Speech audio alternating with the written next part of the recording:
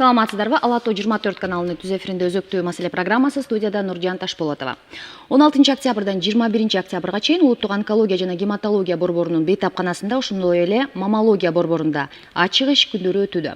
Бул күндөрү көкүрөк рагын аныктоо боюнча текшерүү акысыз жүргүзүлөт. Мына ушул акция жана көкүрөк рагы тууралуу сүйлөшүү үчүн студиябызга Улуттук онкология жана гематология борборунун алдындагы маммология борборунун дарыгери, маммолог Ибрагимбек Алиевди чакырганбыз. Саламатсызбы? Саламатсызбы. Алгач айтсаңыз, ушул бир жума бою өткөрүлүп жаткан акция тууралуу канча айымды кароодон өткөздүңүздөр? Биз 7 жылдан бери ушундай акция өткөрүп келебиз. Кыргызча аты күлгүн күз, же болбосо күлгүн күз акциясы деп аталат. Дүйнө жүзү боюнча өзү негизи ушундай акциялар өткөрүлөт. Биздин Улуттук онкология борборунун маммологдору катарынан бул өзүбүздү эмилге кылып жыл сайын ушундай эме өткөрөбүз, акция өткөрөбүз. Бул акцияга саат 9-тан 2-ге чейин келип биздин маммология борборунда же болбосо биздин поликлиникабызда бекер текшерүүдөн өтсө болот. Алгач ушул көкүрөк рагы менен көбүнчө кимдер ооруйт? Анын алгачкы белгилери кандай болот? Негизи бул оору 35 жаштан 65 жаштын ичине ошол ортосунда аялдар ооруйт. Эркектердин арасында деле бар, бирок ал аялдарга салыштырмалуу аябай аз. Ошон үчүн биз ушул 35 жаштан 65 жаштагы аялдарга көңүл бурабыз.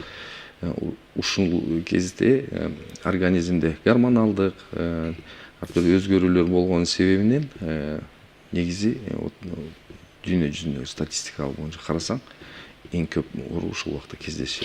Оору жашарып баратат деп айтсак болобу? Жашарып атканы бар, ошондой тенденция. Биз аны жанагы кээде экологияга эме кылабыз, шылтайбыз, бирок бир жакшы жагы бул азыр аппараттар көбөйүп, мындай современный аппараттар көбөйгөнүнө байланыштуу эртерээк табуу мүмкүнчүлүктөрү көбөйгөнүнө байланыштуу дагы айта алабыз да. Эми оорунун алгачкы белгилери кандай болот? Анан мисалы кандай учурда дарыгерге кайрылыш керек? Эң алгачкы белгилери. Негизи эле эң биринчи белгиси аялдар өзүнүн эмчегинен катуу нерсе колуна урунганын байкайт. То есть жанагы бир нерсенин болушу. Аялдар негизи өзүнүн дене түзүлүшүн жакшы билет, жуунуп атканда же болбосо эме кылганда байкап калат. Андан башка эме кылганда бир айда бир жолу жок дегенде өзүн өзү күзгүнүн алдында караш керек аялдар. Эмчегинин эки түрдүү болуп калганын бириз айырмачылыктарында. Бирөө чоң, бирөө кичинекей, э? Терисинин кызарганы, же болбосо терисинин чуңкурайганы, же болбосо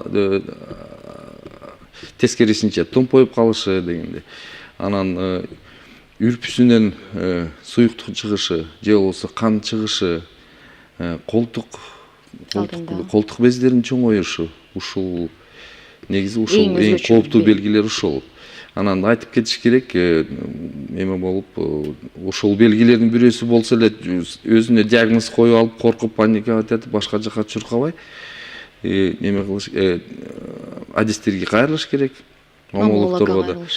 Айтып кетчү нерсе, айыл жердегилер болсо, биринчи жанагы үй бүлөлүк медицина борборлоруна кайрылыш керек. Ошол жерлерде биз мурда акция өткөргөндө, ошол биринчи звенодогу врачтарды мындай эң жөнөкөй обследование жасаганга, изилдөөлөр жасаганга неме кылган, үйрөткөнбүз. Анан алар сиздерге жолдомо менен жүрөт. Алар текшерип көрүп неме болсо, мындай ушундай бир кооптуу белгилери болсо, анда Бишкекке жиберет.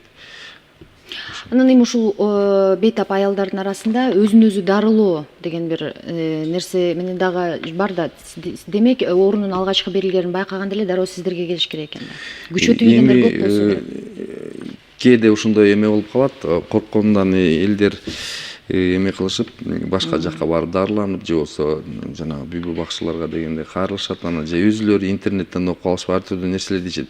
Негизи эле ошондой бир кооптуу белгилер пайда болгондо менимче мындай адистерге келип билип алыш керек. Бул эме барбы, өзү негизи шишик жокпу? Кээде бизге мен мына көп жерлерден эле эме кылганда радиого барганда, телевидениеге айтып эле жүрөм. Бизде ушул текшерүүдөн өткөн аялдардын негизи эле бул акция күндөрүндө эмес, негизи эле ошо деги эле келген аялдардын 60% эле ал жанагы рак эмес шишиктер боюнча кайрылышат, же болбосо негизи эле жөн эле мастопатия менен кайрылышат. Демек баарын эле рак катары кабыл албаш керек. Кабыл албаш керек. Анан кийин аны деген мындай бир 4-5 анализдердин негизинде гана жанагы эме коюлат.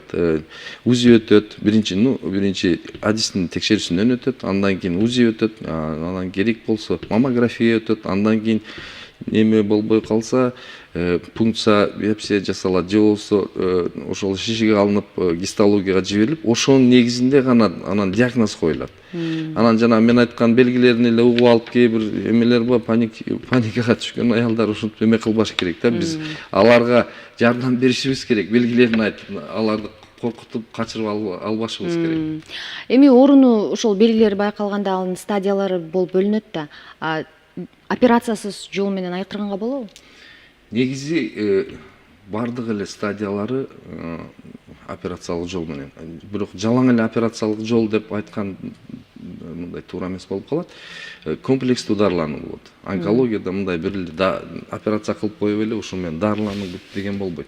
Биринчи, экинчи же нулевой стадиялары болгон күндө деле минималдуу, жок дегенде минималдуу операция жасалыш керек. Ошол эменин шишик бар жер алынат. Андан кийин ошол шишиктин түрүнө, формасына жараша дарылануу дагы ошого жараша болот.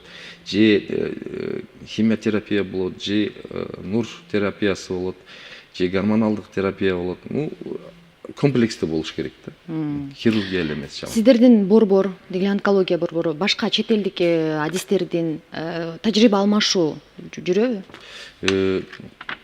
Кудайга шүгүр, биздин эме болсо деле өзүбүз ушундай эмелер, өзүбүздүн эмелер менен барып тажрыйба алмашып турабыз. Бизге келип турушат, швейцариялык, Европадан келген мына жакында эмелер болуп өттү, жолугушуулар болуп өттү. Анын үстүндө азыр биз жанагы скрининг деген эме болот. Өнүккөн өлкөлөрдө бар ал нерсе. Бизде мурда союз кезде болгон бүт организацияларды аялдарды чогултуп алып барып туруп сөзсүз түрдө жанагы текшерүүдөн өтүшчү. Ошого окшош нерсеге буюрса кетип атабыз. Ошол адистердин жана бизге экономикасы мындай окшош өлкөлөрдүн тажрыйбасын эме мындай талдап көрүп, ошо бизге экономикалык жактан мындай туура келген эмесин, моделин алалы деп эме кылып атабыз. Андан башка жакында эле мына Алматыда бүт дүйнө жүзүнөн келген маммологдордун жана гинекологдордун конференциясы болуп өттү. Ал жактан деген ошол жаңы методдор боюнча, андан кийин жаңы метод операция жасоонун жанагы аялдардын эмчегин толук алып салбай, жанагындай органды сактап калуу, кичирээк объем кылып, андан кийин ошонун кийин даарылаганда ошо толук албай даарылаган түрлөрү, операциялардын мастер-класс болду, онлайн операциялар болду, ошого катышып келдик. Демек тажрыйба алмашуу бар экен. Деңгээлибиз билим жактан жакшы эле, техникалык жактан бир аз актабыз. Европадан албетте. Да, өнүккөн өлкөлөрдөн десек. Анда сизге чоң рахмат, бүгүн убактыңызды бөлүп биздин студияга маек куруп бергениңиз үчүн. Демек айымдар 21-октябрга чейин сиздердин борборго, поликлиникага келип бекер текшерүүдөн акысыз өтүп кетсе болот экен. Урматтуу теле көрүүчүлөр, эфирде өзөктүү маселе программасы болду. Бүгүнкү биздин студиянын мейманы улуттук онкология жана гематология борборунун алдындагы маммология борборунун дарыгери, маммолог Ибрагимбек Алиев болду. Ала Тоо 24 каналынан алыстабаңыздар, саламатта болуңуздар.